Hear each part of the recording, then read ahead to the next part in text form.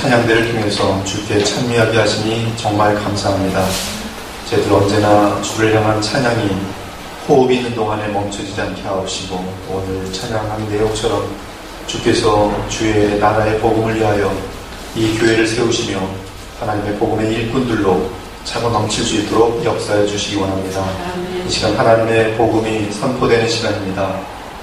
좋은 밤 주시며 오직 살아계신 하나님의 말씀이 주님의 피로 값주고 사신 주의 백성들의 깊은 심령 가운데 임하게 하셔서 그 말씀이 역동함으로 말미암아 저희들 각자가 놀랍게 변화되고 또한 세상을 변화시킬 수 있는 주님의 도구들이 될 수 있도록 주님이 도와주시기를 원하고 바랍니다. 이 한 시간을 주님께 부탁드리며 예수님 이름으로 기도 올려옵나이다. 아멘. 예루살렘 성벽이 완공된 후에 느헤미야는 하나님께서 알려주신 지시대로 제1차 포로 귀환 때 돌아온 계보에 따라 모든 이스라엘 백성들로 하여금 각각 원래 위치로 돌아가서 거주하게 하였습니다. 따라서 과거의 예루살렘 성읍에 살던 주민들은 성벽이 완성된 예루살렘 성으로 이사하여 거주하게 되었습니다. 이에 8장 1절은 이렇게 말합니다. 이스라엘 자손이 자기들의 성읍에 거주하였더라. 그래서 예루살렘 성읍에 거주하던 사람들은 이제 돌아와서 예루살렘 성읍에도 거주하였더라라는 그러한 뜻이 함축되어 있습니다. 이제 하나님께서는 예루살렘 도성을 중심으로 하여 유다 전역에 영적 부흥을 일으키십니다. 먼저 1절을 보면 성경을 잘 보시기 바랍니다. 7째 달이 나오는데 이 7월은 유대 종교력 디스리월을 말합니다. 지금까지 6장까지는 민간력을 말하고 있었는데요. 지금 8장에 들어오면서 종교력을 말하고 있어요. 7월을 말합니다. 유대 민간력으로는 이 7월은 1월에 해당합니다. 아주 그 유대 민간력과 유대 종교력은 기가 막히게 되어 있습니다. 그래서 그 유대 종교력 1월은, 그렇죠, 6월절에 있는 1월은 유대 민속력으로 7월이 되고요. 그런 식으로 되어 있어요. 그리고 태양력으로는 6월절은 한 3, 4월 정도 되고요. 지금 여기는 지금 이 7월은 태양력으로는 한 10월, 9월, 10월쯤 되는 것이에요. 2절을 보면 7째 달 초하루, 즉 유대 종교력으로 초하루에 모였다고 하는데, 이는 유대인 민속력으로 신년 초하루입니다. 신년 초하루면 우리나라 민속력으로 하면 뭔지 아십니까 혹시? 설날이에요. 우리 배우 교수님 정확히 설날입니다. 설날. 지금 이 배경은 설날입니다. 설날. 정확하게 설날입니다. 우리나라로 아주 너무나 정확히 맞아요. 민속력 설날입니다. 이 7째 달 디스리월은 이스라엘 백성에게 매우 중요한 달인데요. 그 이유는 모세의 율법에 따르면 7월 1일은 나팔절이고요. 7월 10일은 대속죄일이고요. 7월 15일은 초막절입니다. 세 가지의 절기가 유대인에게는 그 7개의 절기가 있는데 그 중에 셋이 이 7월에 있는 것이 디스리월에 있습니다. 한편 우리가 알다시피 유대의 7절기는 유월절, 무교절, 초실절, 오순절, 그리고 7월에 있는 나팔절, 속죄일, 초막절입니다. 그중 나팔절, 대속죄일, 초막절이 유대 종교력 7월에 있는 것이고, 그것이 이 8장의 지금 배경이란 말씀입니다. 그러므로 지금 느헤미야 8장의 배경은 설날이고, 그 다음에 5일 전에 예루살렘 성벽이 완공된 상태입니다. 설날이요? 5일 전에 예루살렘 성벽이, 도시가, 수도가 완공된 배경입니다. 일반적으로 이러한 상황이면 무엇을 합니까? 우리나라 사람들은 술 퍼마시고 제사하고 놀러다닐 것입니다. 그러나 구약교회인 이스라엘 공동체는 성벽이 완공된 직후 설날에 놀랍게도 하나님의 말씀을 찾습니다.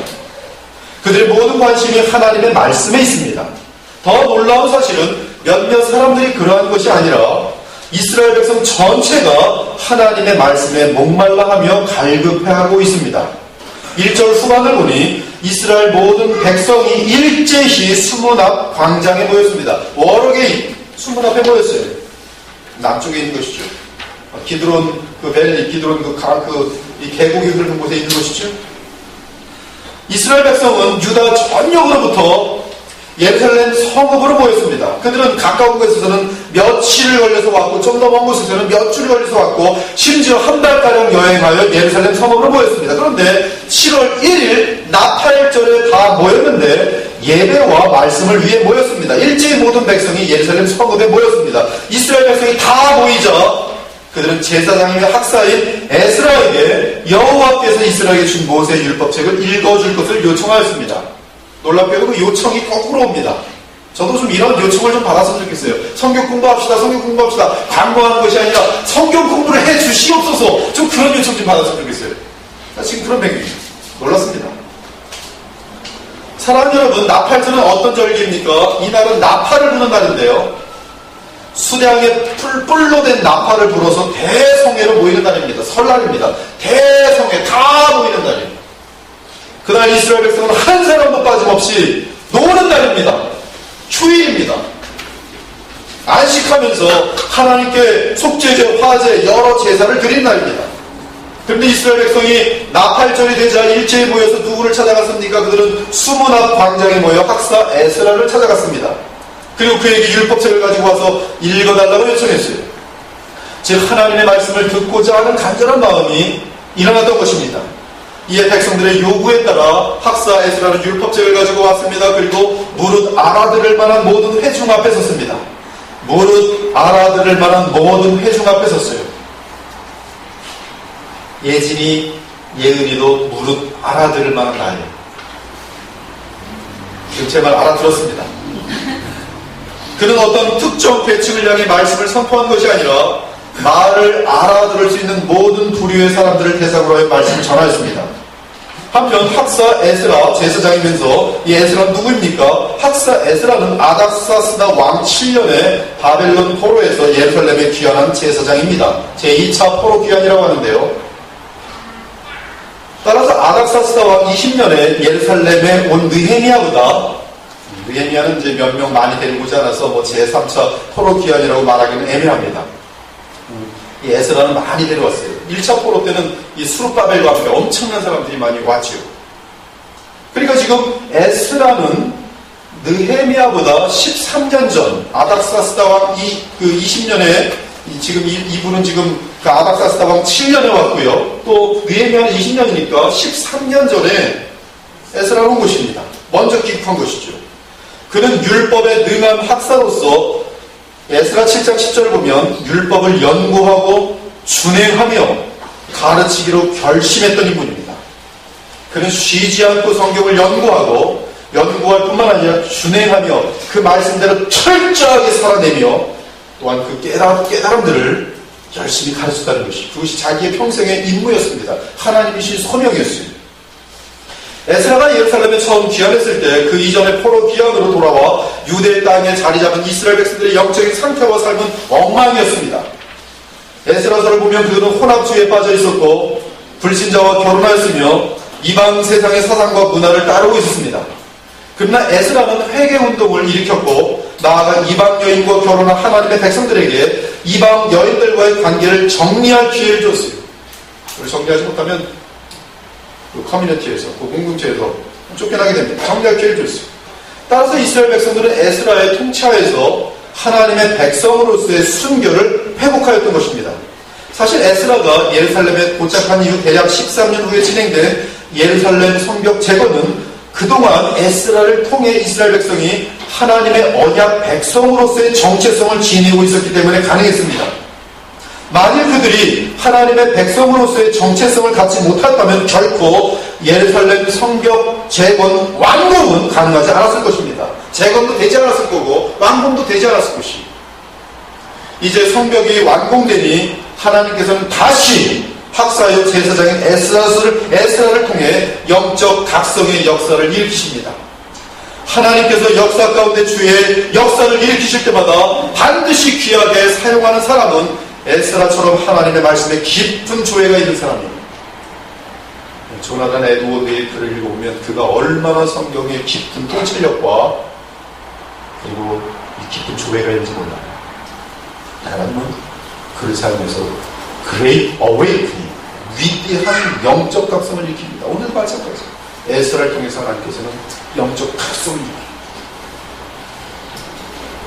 사실 에스라는 수년 동안 말씀을 통한 영적 부흥을 간절히 기도하여 왔고 또한 주의 백성들의 마음에 하나님의 말씀을 사모하는 마음을 넣어달라고 기도하여 왔습니다. 저 또한 마찬가지로 이 기도를 지금 계속할 생각입니다. 말씀을 통한 영적 부흥을 허락하여 주시옵소서. 한 번 기도한다고 되는 게 아닙니다. 에스라 같은 경우는 지금 10년 이상은 기도해 왔어요. 제가 지난주에 어떤 목사를 만났는데 10년 동안 아무런 변화가 없더랍니다. 교회도 변화가 없고 하시는 출판도 변화가 없고 10년 지나니까 하나님께서 열매를 벌러 주시는 걸 보면서 하나님은 인내하는 자에게 열매를 주신다는 걸 하시는 거예요. 말씀을 통한 영적 부흥을 계속 기도해야 됩니다. 조나단 에드워드의 그 역사도 그냥 갑자기 발생한 것이 아니고 오랫동안 계속 인내하면서 기도했어요. 또한 주의 백성들의 마음에 하나님의 말씀을 사모하는 마음을 넣어달라고 기도하여 왔어요. 오늘 8장을 보면 언제 그들에게 그 마음이 생겼는지 모르지만 이스라엘 백성들 전체 마음이 하나님의 말씀을 향한 간절한 사모함으로 가득 차 있습니다. 에스라의 주변에 함께하는 사람들이 오랜 동안 기도해 온 것이고 그리고 마침내 때가 참에 에스라의 기도가 응답되어 하나님께서 백성들의 마음에 말씀을 사모하는 마음을 주셔서 예루살렘 성벽이 완공된 직후에 나팔절에 설날에 그들은 일제히 수문 앞 광장에 모여 에스라에게 하나님 말씀을 들려달라고 부탁하고 있는 지금 장면인 것이죠. 그들은 언제부터인가 살아계신 하나님의 말씀을 살아겠습니다. 주의 입의 법이 내게는 천천 금은보다 좋으니라. 천천 금은 수백조 수백억 될지도 몰라요. 그것보다 하나님의 말씀이 훨씬 귀하나이다. 훨씬 좋사옵니다. 여러분 그렇게 고백할 수 있습니까? 지금 여기 1억을 준다고 하는 사람이 있고 여기 1시간 동안 하나님의 복음의 말씀을 배울 수 있는 기간이 있다 할 때 어디로 가겠어요? 여러분 1억 따라가겠죠. 그러나 지금 이 사람들은 주의 입의 법이 내게는 천천 금은보다 좋으니라. 그들은 돈보다 명예보다 하나님의 말씀을 더 귀하게 여겼습니다. 그들에게는 하나님의 말씀이 가장 달콤하고 맛있었어요. 주의 말씀에 마치 내게 어찌 그리 달콤한지요. 내 입의 꿀보다 더 가니이다. 제가 목회의 길로 결정을 하는 그 순간에 딱 한 가지가 하나님 앞에서 또 제 자신에게 질문했어요. 그 질문이 뭐냐면 성경이 제일 재밌는가? 그 질문을 했습니다. 그리고 성경 한 권만 내게 있으면 아무것도 부럽지 않습니다. 거기에 대해서 제 마음속 가장 깊은 곳에서 예스라고 대답이 나왔어요. 그래서 얘기를 하는 겁니다. 주의 말씀에 마치 내게 어찌 그리 달콤한지 심지어 잘 차려진 정한 음식보다 하나님의 말씀을 더 귀하게 여겼습니다. 정한 음식보다 그의 입의 말씀을 귀히 여겼도다. 그들은 시간이 부족하면 음식 먹는 것보다 아무리 배고파도 하나님의 말씀을 읽는 것을 더 귀하게 여겼다는 말씀입니다. 지금 성벽이 완공된 지 5일밖에 되지 않았기 때문에 예루살렘 성읍 내에는 아직 할 일이 산더미같이 있습니다. 또한 새롭게 건설된 성읍 내에는 새로 구축해야 할 제도들과 긴급한 일들이 얼마나 많았겠습니까? 또한 얼마든지 성벽 완공에 대해서 기뻐하면서 모든 관심을 성벽에 쏟을 수 있는 상황입니다. 허물어졌던 도시 하나를 그것도 수도인데 새로 완공했는데 그 성벽에 대해 자축하고 싶은 마음이 얼마나 컸겠습니까? 그러나 놀랍게도 모든 백성이 하나님의 말씀을 찾았고 하나님의 말씀을 추구했어요. 그들에게는 하나님의 말씀이 가장 중요했기 때문에 말씀을 듣는 것이 우선순위 1위였습니다. 1위였어요. 그들은 자신들을 통해 이루어진 업적을 높이는 것보다 멋지게 이루어진 결과물에 그들의 마음과 관심을 빼앗기기보다 이 모든 사역의 주인 되시는 하나님께 그들의 관심을 모았습니다. 따라서 설날에 이스라엘 전체 백성이 예배에 집중하였던 것이 그들은 하나님 말씀에 갈급해 있습니다. 이 얼마나 못된 일이었습니까? 말씀에 갈급. 사랑하는 여러분, 교회의 건물은 수단이며 하나님의 말씀과 복음은 교회의 생명입니다. 그러나 지금 시대의 교회를 찾는 자들 보면 건물이 얼마나 되는가 일단 그것부터 하게 돼요. 그리고 시설이 제대로 되어 있는가 그것을 봅니다. 그러나 하나님의 말씀이 그 교회에 있는가는 안중에도 없습니다. 따라서 수많은 교인들이 유명 그리스도인들입니다. 유명 그리스도인이란 유명한 그리스도인이란 뜻이 아닙니다. 유명 그리스도인이란 나와미날 크리스찬 유명 그리스도인이란 이름만 신자지 가짜다 말씀입니다. 건물은 수단일 뿐입니다. 교회의 생명은 그 안에서 하나님 말씀이 넘치고 그리스도의 복음이 증거되므로 성령의 생명의 역사가 나타나는 것이 하나님께서 찾으시며 기뻐하시는 교회 공동체는 온전한 복음이 증거되는 것과 복음으로 철저하게 무장된 성도들과 그리고 오직 그리스도 예수님만을 높이려는 그러한 교회입니다.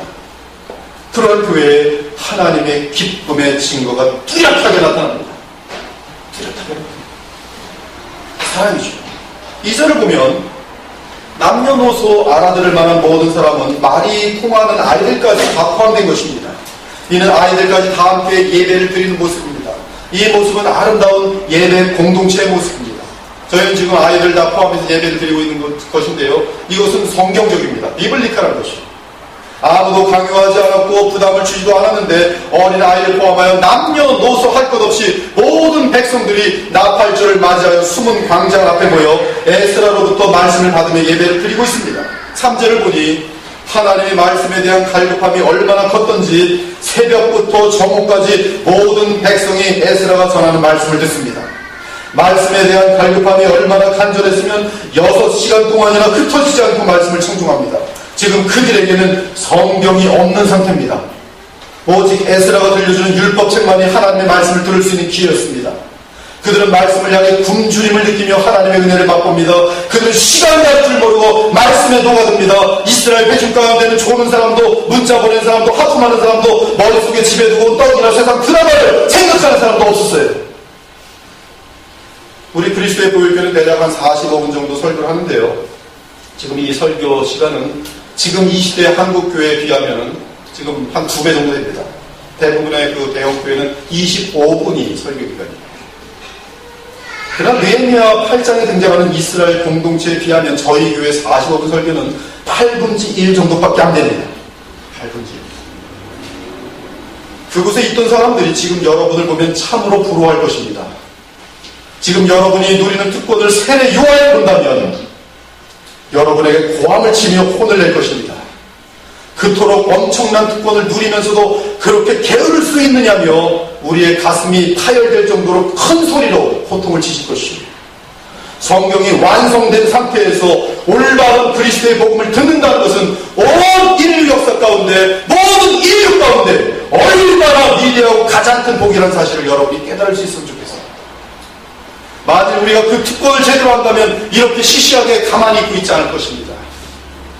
여러분이 지금 앉아있는 이 자리의 특권은 70억 인구 가운데에서 또 인류 지금 6천년 넘는 이 기간 가운데에서 지금 여러분이 말씀을 들으며 하나님 앞에 온전한 예수 그리스도의 복음을 가지고 예배하는 안정한 그 환경 가운데에서 이것은 다른 시대에서나 다른 지역에서나 이렇게 누릴 수 있는 특권을 많이 갖고 있잖아요.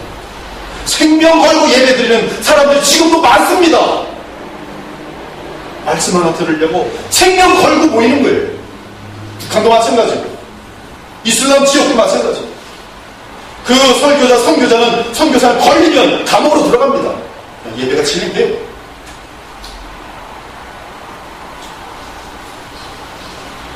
아무튼 그토록 열악한 상황에서도 이스라엘 백성은 새벽부터 정오까지 약 6시간 동안 에스라가 전한 하나님 말씀에 집중했습니다.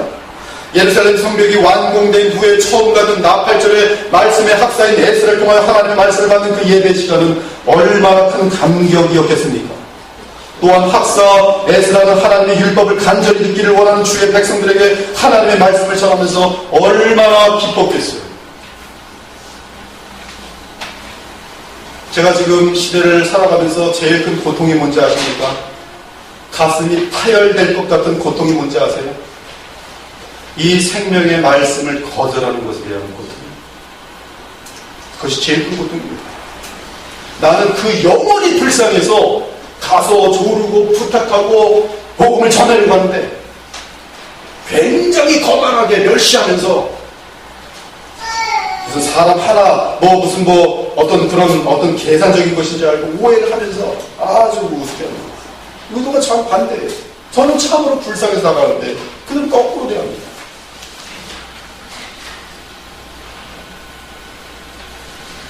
사랑 여러분, 하나님의 말씀을 사모하며 집중하기 바랍니다. 오직 말과 행실과 사랑과 믿음과 정절에 있어서 믿는 자에게 본이 되어 내가 이를 때까지 읽는 것과 권하는 것과 가르치는 것에 전념하라. 오직 하나님의 말씀만이 영원한 보람과 가치가 있습니다. 그 이유는 하나님의 말씀만이 영원하기 때문입니다. 꽃은 마르고 풀은 마르고 꽃은 시드라 우리 하나님의 말씀은 영원히 서리라. 내 입에서 나가는 말도 이와 같이 헛되이 내게로 되돌아오지 아니하고 나의 기뻐하는 뜻을 이루며 내가 보낸 일에 형통하리라. 다른 모든 것들은 헛됩니다. 헛되고 헛되며 헛되고 헛됩니다. 솔로몬이 내린 결론이에요. 오늘도 우리가 표를 제청하는데 복음을 통하지 않은 모든 것들은 다 헛됩니다. 아무리 재미있는 오락과 드라마도 시간이 지나면 다 헛됩니다. 그러나 하나님의 말씀은 결코 헛된 일이 없습니다. 여러분들이 언젠가 어리설직에 들어놓은 그런 복음들도 여러분 어딘가에 남아있습니다. 그리고 그것으로 인하여 다른 사람들에게 또 영향을 미쳤습니다. 성경은 하나님의 말씀이며 생명의 말씀입니다. 그에게 최고의 유익을 줍니다. 모든 성경은 하나님의 감동으로 된 것으로 교훈과 책망과 바르게 함과 의로 교육하기에 유익하니 이는 하나님의 사람으로 온전하게 하며 모든 선한 일을 행할 능력을 갖추게 하려 합니다. 사랑 여러분, 하나님의 말씀이 얼마나 아름답고 또한 얼마나 강력한지 아십니까? 말씀 한 구절 때문에 인생이 크게 변한 사람들이 얼마나 많은지 여러분 아십니까? 말씀 한 구절, 이게 수많은 구절이 될 텐데요, 말씀 한 구절에 인생이 바뀝니다. 말씀 한 구절. 어려움을 당한 사람이 그 심령이 너무 힘들 때는 그 누구의 말도 위로가 되지 않습니다. 그러나 성경 한 구절이 들릴 때 갑자기 생각이 바뀌게 되면서 벌떡 일어나 앞으로 달려갑니다. 그리고 그 인생이 크게 바뀌게 됩니다. 단 한 구절인데 그런 역사가 나타나는 것입니다. 저와 사랑하는 목사님 중에 김용진 선교사님이 계신데 아프리카 말라위 교도소 농장에서 선교하는 분입니다. 얼마 전에 저는 못 봤지만 저희 한 사람이 텔레비전을 보고 보니까 하여튼 그 아프리카 말라위에 대통령들 장관들하고 만나갖고 같이 지내는 그 정도 이제 영향력을 끼치는 사람이 있는데요. 우리 같이 아시는 분들도 있습니다. 그런 이 사랑의 곡식 재단이라고 하여서 그들의 마음속에 이제 톨리도에서 목회를 조그맣게 하고 계셨는데요. 어느 날 그분이 범죄학 박사거든요. 원래는 한동대에서 교수도 하시다가 이제 뜻이 있어서 이제 목사가 되기로 해서 저와 같이 이제 학교를 다니는데요. 근데 기도를 하시는데 마음속에 한 구절이 그에게 들려지는 것이, 그 구절이 뭐냐면 에베소 4장 28절입니다. 도둑질하는 자는 다시 도둑질하지 말고 돌이켜 가난한 자에게 구제할 수 있도록 자기 손으로 수고하여 선한 일을 하라. 이것이 그분 마음속에 꽂힌 것이에요. 그리고 이것을 범죄학을 공부한 입장에서 누구와 연결되냐면 죄수들하고 연결됩니다. 그래서 저 성경대로 하면 저 죄수들로 하여금 더 이상 도둑질하지 말게 하고 죄짓질하지 말고 돌이켜 가난한 자에게 구제할 수 있도록 수고를 시켜야겠다. 그것을 뜻을 가지고 가서 아프리카 가서 이 감옥에 있는 이 죄수자들한테 감옥에서 밥만 먹고 있지 말고 다 데리고 나옵니다. 데리고 나와서 밭을 갈게 하는 거예요. 그리고 이제 여러 가지 식물들을 만들고 그 식물들 가지고 식품을 만들어서 지금 매일마다 10만 명 이상의 어린이에게 음식을 공급하고 있습니다. 그 나라 지금 이분 때문에 많이 지금 아주 그냥 흥분들이 돼서 막 기쁨으로 지금 일어나고 있는데, 근데 이분의 인생 자체를 바꾼 것이 한 구절이에요. 한 구절. 에베소 4장 28절. 말씀은 능력이 있습니다. 4절을 보니 박사 에스라가 특별하게 제작된 나무 강단에 섰습니다. 그리고 에스라 옆에는 그의 사역을 돕는 자들이 함께 섰습니다.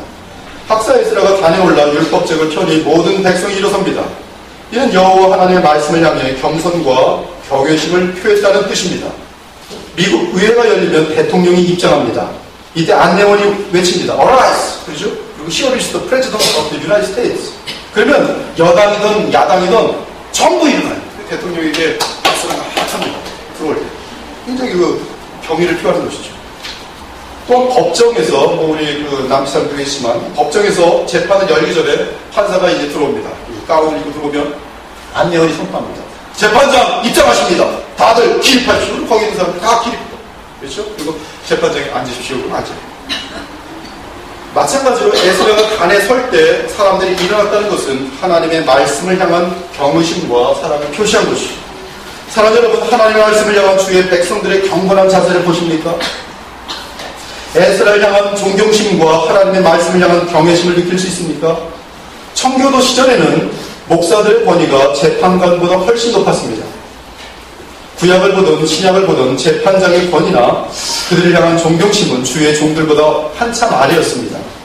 심지어 고린도전서 6장을 보면 재판관의 권위는 교회 성도들보다 훨씬 더 낮게 여겨집니다. 성도가 세상을 판단할 것을 재판입니다. 성도가 세상을 재판할 것을 너희가 알지 못하느냐?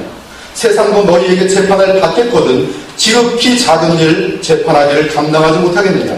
우리가 천사를 판단할 것을 너희가 알지 못하느냐? 그러하거나 하물며 세상 일이냐? 너희가 왜 세상 재판장에 가서 그들에게 판단을 받고 있느냐? 이런 뜻입니다.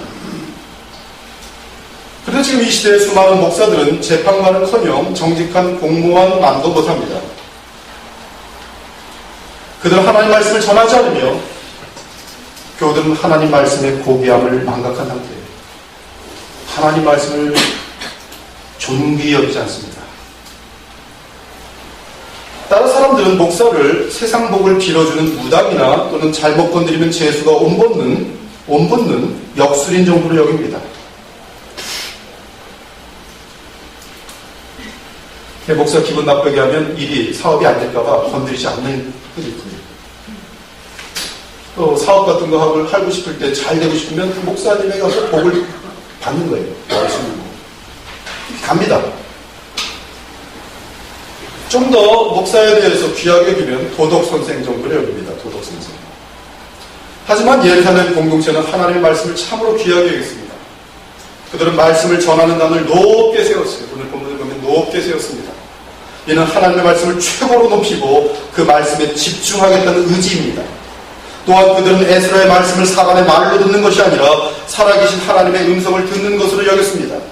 백성들은 하나님의 말씀을 온전히 받아들이며 그 말씀대로 순종하려는 마음 자세를 가졌습니다. 더 놀라운 것은 7절을 보니 그들은 피곤했지만 다시 앉지 않았습니다. 심지어 이 봉독은 또 말씀 가르침은 6시간 동안 지속되었지만 아무도 자리에 편하게 앉으려고 하지 않았습니다. 이 얼마나 대단하고 귀한 자세입니까? 청교도 신앙의 사람들은 느헤미야 8장을 통해 마찬가지 시도를 하였습니다. 그들은 아이들을 포함하여 다 함께 예배를 드렸습니다. 그들은 설교단을 높이 세우고 그 높은 단에서 주의 종의 말씀을 들었습니다. 주의 종이 단에 서면 다 함께 일어나서 설교가 마칠 때까지 함께 들었습니다. 지금도 미국의 좋은 보수교단의 교회들은 말씀을 봉독할 때 다 같이 일어납니다. 그리고 말씀 봉독이 끝나면 그때 앉아요. 그러나 청교도 때는 말씀 선포가 진행되는 동안에 계속 서 있었습니다. 그 이유는 주의 종의 말씀 대언을 하나님께서 직접 하시는 말씀으로 들었기 때문입니다. 신약에서 바울이 말합니다. 이러므로 우리가 하나님께 끊임없이 감사함은 너희가 우리에게 들은 바 하나님의 말씀을 받을 때에 사람의 말로 받지 아니하고 하나님의 말씀으로 받음이 진실로 그러하도다. 이 말씀이 또한 너희 믿는 자 가운데에서 역사하느니라. 여러분은 하나님의 말씀을 들을 때 어떤 태도와 마음 자세로 듣습니까? 하나님의 말씀을 대언하는 설교에 대하여 어떤 마음 자세로 듣습니까? 이 자세가 대단히 중요하다는 말씀입니다. 그 자세가 준비될 때에 하나님의 각성의 역사가 나타날 수 있는 것이요. 우리는 하나님의 말씀을 직접 듣는 것 같이 겸손과 두려움과 떨림과 겸허함으로 신중하게 들어야 합니다. 그래야 하나님께서 임재하셔서 영적인 각성을 일으키시는 것이요. 사랑하는 여러분, 영적으로 잠들어 있는 자들의 증상이 무엇인지 아십니까? 하나님의 말씀을 향한 흥분과 감사와 기대와 열정이 없는 것입니다. 성경을 보기만 하면 5분도 안 되어 잠이 들거나 심지어 잠을 들기 위해 성경을 보는 사람도 있어요. 잠이 안 오니까 성경을 봐야겠다. 일주일 내내 성경 한번 펴보지 않습니다. 바빠서. 이러한 교회들은 하나님의 말씀을 사모하는 자들과는 거리가 먼 사람들입니다. 또한 설교 듣는 자세를 보면 알 수 있습니다. 물론 기도하지 않고 복음도 전하지 않는 설교자의 책임은 너무나 큽니다. 그렇지만 기도와 복음에 충성된 주의 종이 설교할 때 졸거나 하품하거나 늦게 오거나 설교를 판단한다면 그 사람은 영적으로 병들어 있거나 교만병에 빠진 것이, 그는 결코 하나님과 어린 양의 보좌로부터 내려오는 생수감을 마실 수가 없습니다. 일반적으로 하나님의 임재를 느끼는 사람은 절대로 멍청이 안일하게 있지 않습니다. 예배 전에 미리 와서 기도와 말씀을 사모하면서 마음을 준비해요. 이 준비하는 것이 대단히 중요한 것이에요. 이러한 겸손한 태도와 마음 자세를 지닌 자가 하나님의 역사와 사랑을 통해 영적인 부흥과 각성을 체험하게 될 것이고, 그리고 그들을 통해서 하나님께서는 하나님 나라의 일들을 이루어 가실 것입니다. 6절을 보니까 에스라가 위대하신 하나님 여호와를 송축하며 모든 백성이 손을 들고 아멘 아멘 하고 응답하고 몸을 굽혀 얼굴을 땅에 대고 여호와께 경배합니다. 저는 이러한 날이 언젠가 오기를 간절히 기도할 것입니다. 여러분 모든 공동체들이 하나님 말씀을 향하여 너무나 경외하고 감사하는 가운데 주의 말씀이 능력으로 임할 때 이러한 역사들이 있기를 간절히 바라고 있습니다. 에스라는 위대하신 하나님의 여호와를 힘차게 높이며 영광을 돌립니다. 그러자 모든 백성이 손을 들고 아멘 아멘 합니다. 나아가 몸을 굽혀 여호와께 경배를 돌립니다. 이는 하나님의 말씀이 맞습니다. 그 말씀이 맞습니다라는 확증이에요. 고개를 끄덕이는 것 역시 귀한 반응입니다. 설교를 듣는데 어떤 분은 열심히 아멘 아멘 하면서 고개를 끄덕이면서 화답합니다. 그러나 어떤 사람들은 다리를 꼬고 앉아서 지가 무슨 말을 하니 나도 좀 들어봐야겠다 이렇게 듣는 사람들이 많습니다. 하나님 앞에 악한 것입니다. 여러분이 아멘 아멘 한다는 것은 주변 사람들에게 들으라고 하는 것이 아니에요. 무슨 청중을 무슨 아멘 하십시오 훈련시켜서 이거는 다 엉터리입니다. 그렇게 되는 게 아니에요. 이것은 지금 마음속 깊은 곳에서 주님의 귀한 말씀에 내 마음을 합하는 자연스러운 현상이 없습니다. 그러합니다. 주의 말씀을 지킵니다. 그때 주의 말씀을 들으며 그 마음 깊이 아멘할 때에 말씀으로부터 쏟아지는 생수의 강이 그의 영혼 속에 임하는 것이죠. 심지어 에스라가 하나님의 위대하심을 선포할 때 회중들은 손을 들어 반응하였습니다. 주의 인자하심이 생명보다 나음으로 내 입술이 주를 찬양할 것이라. 이러므로 나의 평생에 주를 송축하며 주의 이름으로 말미암아 나의 손을 들리이다. 보라, 밤에 여호와의 성전에 서 있는 여호와의 모든 종들아, 여호와를 송축하라. 성소를 향하여 너의 손을 들어 여호와를 송축하라. 성경에는 손을 들지 말라는 요구는 전혀 없고 마음이 우러날 때 주 하나님 앞에서 손을 들라는 요구가 있습니다. 그러므로 사람에게 보이려고 손을 들어서는 안 되지만 하나님을 향한 진실한 감사와 경배로 인하여 손이 들려지면 드십시오. 아무도 판단하지 않을 것이요. 판단하지 마십시오. 손이 올라가는 거 어떡하겠습니까? 심지어 땅에 고개를 숙이고 하나님을 경배합니다. 이는 철저한 겸허함을 자연스럽게 나타내는 것입니다.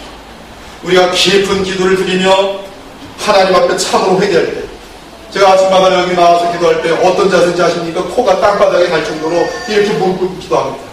하나님 앞에 지독한 겸허함입니다.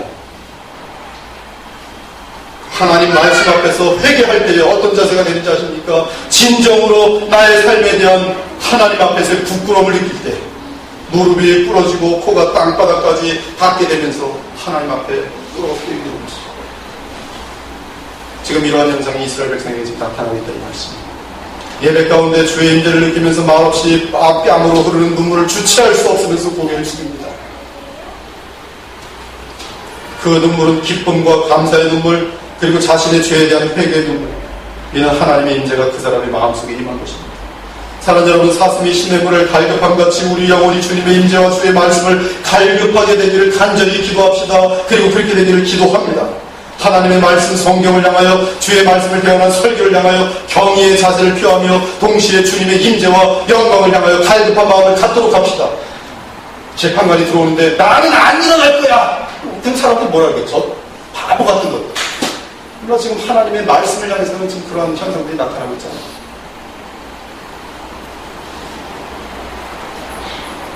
우리 주 하나님께서는 그러한 심령에 하늘의 참된 만족과 기쁨을 부어주실 것이요. 7절과 8절을 보면 에스라를 통하여 모든 백성이 하나님의 말씀을 들은 후에 다시 소그룹으로 모여 하나님의 말씀을 배우는 장면을 볼 수 있습니다. 에스라는 13명의 철저하게 훈련된 소그룹 인도자들이 있었어요. 그리고 레위인들이 있었습니다.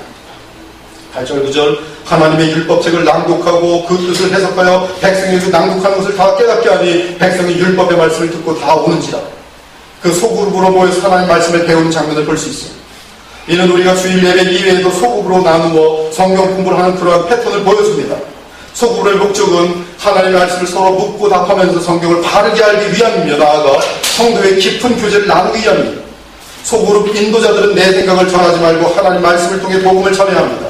여러분, 이단이 무엇인지 압니까? 이단은 복음에 있어서 다른 해석을 하는 부류들이 이단입니다. 지금은 작지만 앞으로 우리 교회가 커질 때 소그룹 인도자인 코디는 교회의 생명처럼 될 것입니다. 이때 코디들은 교회와 같은 해석을 해야 합니다. 우리 교회에서는 그리스도 중심의 성경 해석을 합니다. 예루살렘에서 예배를 마치고 에디오피아로 돌아가던 내시가 도중에서 빌립을 만나게 됩니다. 그 내시가 빌립에게 말하되 청컨대 내가 묻노니 선지자가 이 말한 것이 누구를 가리킴이냐, 자기를 가리킴이냐, 타인을 가리킴이냐. 빌립이 입을 열어 이 글에서 시작하여 예수를 가르쳐 복음을 전하니라.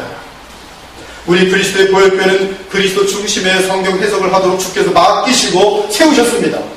그러므로 코디들은 늘 그리스도 중심으로 성경을 해석할 줄 알아야 합니다. 우리는 한 공동체로서 복음의 공동체입니다. 한 복음으로 같은 교훈을 받은 공동체입니다. 우리 그리스도의 보혈교회는 느헤미야 8장의 패턴을 본받아 남녀, 노소 다 같이 공동예배를 드리고 각각 알맞게 소그룹으로 나누어 들어가 복음을 중심으로 하여 배우고 가르칠 것입니다. 서로 위하여 기도할 것입니다. 그곳에서 성도의 교제를 마음껏 나눌 것입니다.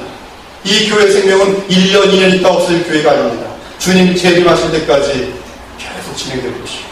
하나님께서 이 교회를 세우실 것입니다. 사랑하는 여러분, 지금 이 시대는 사방으로 영적으로 독이 든 거짓 교훈들이 판을 치고 있습니다. 이것저것 인터넷을 함부로 다니거나 이단 세력에 호기심을 갖고 기울이다가 독을 마시지 않기를 바랍니다. 종교 다원화를 지지하는 독, 얼마나 기가 막히게 사람들의 마음을 파고들지 모릅니다. 굉장히 벌써 많은 사람들이 인터넷상에서 종교 다원화를 지지하는 쪽으로 지금 넘어가고 있습니다. 오늘도 넘어가고 내일도 계속 넘어갑니다. 거짓교회 카톨릭을 지지하는 독. 어떤 교회 목사님은 교황 온 그 주간에 교황을 그냥 칭찬하고 하는 것이 설교 내용이었다고 합니다. 동성연애를 지지하는 독, 율법주의로 돌아가게 하는 독, 신자도 운동처럼 신비주의를 부추기는 독, 나아가 인본주의 및 세속주의를 외치는 혼합주의는 교회를 무너뜨리는 뱀의 독인 것이. 그러므로 복음으로 철저하게 훈련받아 뛰어난 분별력을 지니고 있지 않다면 온전하고 안전한 지도자에게 한참 배워야 합니다. 안전한 교사는 에스라처럼 하나님 말씀에 정통하여 복음을 정확하게 붙잡고 그 말씀대로 사는 자들 말합니다. 우리 교회에서는 적어도 그리스도 중심으로 성경을 한 10독 이상은 해야 성경 교사가 될 자격을 가질 것이며 또한 영적 분별력을 지니게 될 것입니다. 그렇지 않으면 부분적으로만 알면서 매일을 인도하는 꼴이 될 것입니다. 그래서 함께 망하게 됩니다. 무서운 사실은 제대로 알지도 못하면서 선생된 자들은 하나님께 심판을 무섭게 받는다는 것입니다. 내 형제들아 너희는 선생된 우리가 더 큰 심판을 받을 줄 알고 선생이 많이 되지 말라. 그러므로 받은 교사에게 배우고 그 배운 내용을 스스로 성경을 읽고 훈련하면서 확인한 후 그 후에 가르치기 바랍니다. 가르치는 것도 온전한 교회 공동체의 허락하에 가르쳐야 합니다. 그럴 때 하나님 나라의 온전한 복음을 쓰임받게 되는 것입니다. 너는 진리의 말씀을 옳게 분별하며 부끄러울 것이 없는 일꾼으로 인정된 자로 자신을 하나님 앞에 드리기를 힘쓰라. 너는 말씀을 전파하라. 때를 얻든지 못 얻든지 항상 힘쓰라. 범사의 오래 참음과 가르침으로 경책하며 경계하며 권하라. 여기서 전파하라는 것은 복음을 가르치라는 뜻입니다. 이스라엘 백성은 하나님의 말씀을 소그룹 사이에서 깨닫게 되자 여러분이 소그룹의 모임이 엄청나게 강력한 것입니다. 감정적으로 반응하기 시작합니다. 그들의 심령이 깨어나기 시작합니다. 그동안 하나님의 인도하심과 사랑하심의 손길에 대하여 말로 다 할 수 없이 감사함을 느끼던 이스라엘 백성은 이제 하나님의 말씀을 들으면서 눈물을 흘리기 시작합니다. 이들은 왜 울었습니까? 율법을 통해 자기의 죄를 깨달았기 때문입니다. 왜 울었습니까? 그들을 버리지 않고 끝까지 찾아오신 하나님의 사랑 때문에 그렇습니다. 왜 그렇습니까? 그들은 마침내 하나님의 마음을 알 수 있었기 때문입니다. 놀라운 것은 그들은 전부 울었다는 사실. 온 회중에게 회개의 눈물이 임한 것이죠. 감사의 영이 임한 것입니다. 말씀으로 인한 회개운동이 일어난 것이죠. 말씀을 향한 간절함과 굶주림 가운데 있던 주의 백성들에게 주님의 말씀이 임재하자 그들에게 나타난 현상은 엄청난 울음이었습니다. 그 울음은 성경의 감동에 의한 현상이며 하나님의 임재로 인한 역사였습니다. 사랑하는 여러분, 하나님 앞에서 한없이 눈물을 흘린 기억이 언제입니까? 하나님 말씀을 들으면서 눈물 흘린 적이 언제입니까?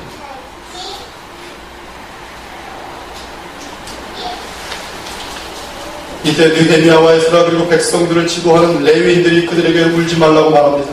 오늘은 너희 하나님 여호와의 성일이니 슬퍼하지 말며 울지 말라.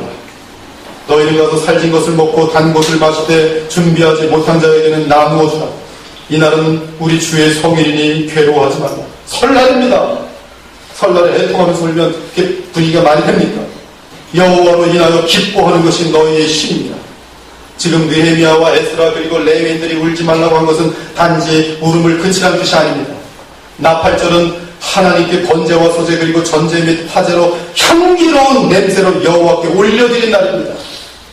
기쁨의 날입니다. 즉 하나님과 함께 잔치하는 날이기 때문에 슬퍼서는 안 된다는 것입니다. 그러므로 울지 말라고 한 것입니다. 그러자 지도자들의 부탁을 받은 백성들은 죄로 인한 슬픔과 애통을 멈추고 크게 즐거워하며 서로 음식을 나누며 기뻐합니다. 이는 아무 생각 없이 갑자기 눈물을 뚝 그치고 신나게 놀았다는 뜻이 아니라 자신의 감정을 투인하고 나팔절에 대한 하나님의 말씀대로 실천하는 모습을 보여주는 것입니다.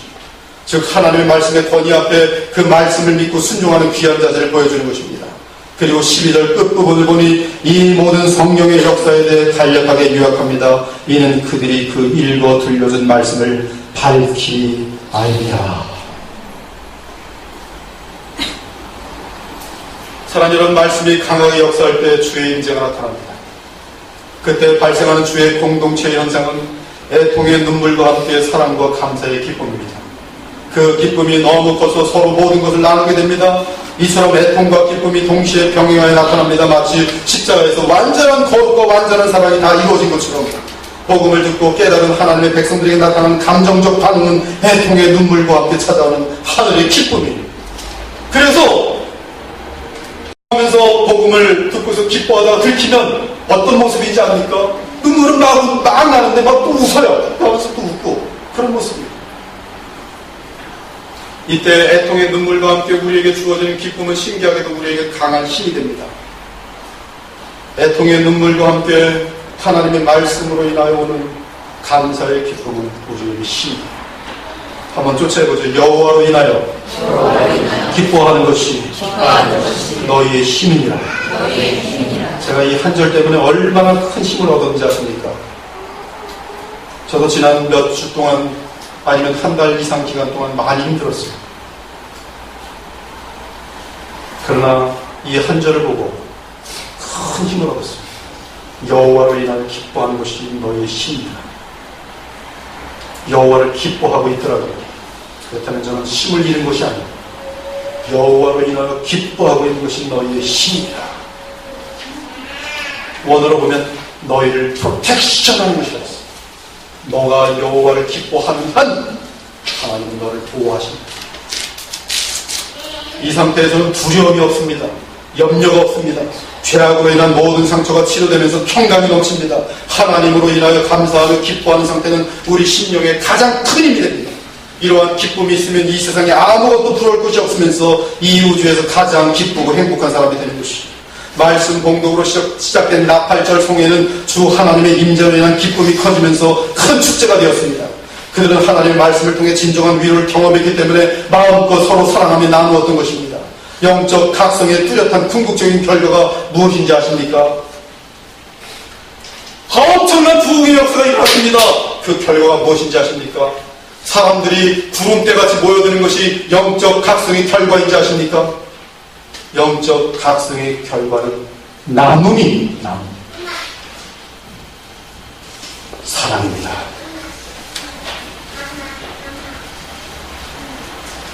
영적인 부흥은 우리가 정말 사모하고 추구해야 할 궁극적인 목표입니다.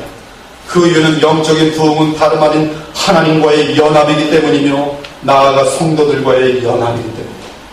그 연합은 하나님 나라 그 자체입니다. 그 연합은 하나님으로 인한 아가페이기에 그리스도의 사랑으로 하나가 된 것이. 예수께서 이 땅에 계실 때 하나님 아버지께 우리 모두를 대표하여 기도를 올리셨습니다. 그 기도는 아들이 드린 공식적인 기도로서 하나님 아버지께서는 반드시 응답하실 것입니다. 그 기도 내용이 무엇인지 아십니까? 우리의 끝입니다. 그 끝은 요한복음 17장인데 연합이에요. 예수님께서 우리를 향하여 우리 모든 공동체를 향하여 마지막 끝으로 보고 있는 것은 연합입니다. 주께서 피로 값주고 사시는 하나님의 백성이 하나님과 연합하고 또한 공동체 간에 서로 연합하는 것이 우리를 구원하신 하나님의 뜻이, 그것이 교회 공동체의 궁극적인 목표입니다. 사랑이. 그들은 아버지의 것이었는데 내게 주셨으며 그들은 아버지의 말씀을 지켰나이다. 내가 세상에 속하지 아니한 같이 그들도 세상에 속하지 아니었사옵나이다. 그들을 진리로 거룩하게 하옵소서. 아버지의 말씀은 진리이다. 아버지여, 아버지께서 내 안에, 내가 아버지 안에 있는 것 같이 그들도 다 하나가 되어 우리 안에 있게 하사 세상으로 아버지께서 나를 보내신 것을 믿게 하옵소서. 내게 주신 영광을 내가 그들에게 주었사오니 이는 우리가 하나가 된 것 같이 그들도 하나가 되게 하려 함입니다. 내가 아버지의 이름을 그들에게 알게 하였고 또 알게 하리니 이는 나를 사랑하신 사랑이 그들 안에 있고 나도 그들 안에 있게 하려 함이니이다. 사랑하는 여러분, 오직 하나님의 말씀에만 진정한 위로가 있습니다. 그리고 깨달은 말씀으로 인하여 하나님 앞에 눈물을 흘려본 자들만이 하나님이 주시는 진정한 위로를 경험하게 되는 것입니다. 이들만이 하나님의 기쁨을 누리는 자들이요 하나님의 능력을 아는 자들입니다. 십자가 복음 앞에서 눈물을 흘리십니까? 여러분의 눈물은 어떤 종류의 눈물입니까? 억울한 눈물입니까? 아니면 주님으로 인한 죄에 대한 회개와 그럼에도 용서하시는 하나님의 사랑에 대한 감격의 눈물입니다. 그들은 죽도록 그리스도를 사랑하며 하나님께 감사하며 주의 모든 공동체와 함께 온 힘을 다해서 남는 삶을 시작하게 되는 것이.